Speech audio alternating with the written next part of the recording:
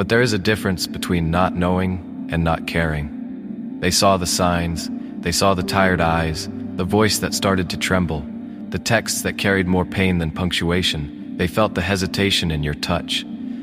They sensed the disappointment behind your encouragement. But it was easier to pretend everything was fine than to take responsibility for why it was not. So they let you break, slowly, quietly, completely. And now that you are gone, they are haunted by the memory of your effort. Not the highlight reels, but the invisible work. The way you always noticed their mood before they spoke. The way you remembered their favorite things. The way you celebrated their smallest victories and held space for their biggest fears. They are haunted by how seen they felt in your presence. And they are realizing that no one else has made them feel that way since.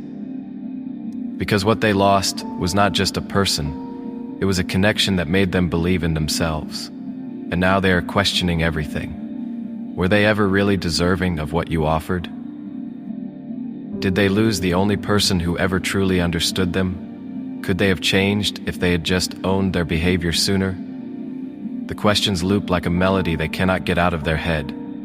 One they try to drown with distraction, but it keeps returning. Because grief never forgets what arrogance denied. And while they circle the drain of regret, you are rising, slowly, steadily, not out of spite, but out of necessity. You are reclaiming your energy, your clarity, your center. You are choosing not to give your power away again. You are choosing not to correct the record or protect their ego.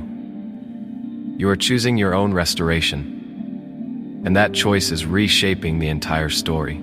They are beginning to understand the value of what they dismissed, not in a sudden way, not with some grand realization, but in the slow and steady ache of your absence. It is in the details they used to overlook, the way your insights changed a room, the calm you brought to chaos, the way your intuition made people feel safe even when no one spoke it aloud. They took those qualities for granted, believed they could always return to them. But now that you are gone, they cannot recreate what you embodied. They scroll back through old messages. They play voice notes, searching for the warmth in your tone. They revisit the photos, not to admire how you looked, but to remember how they felt standing next to you.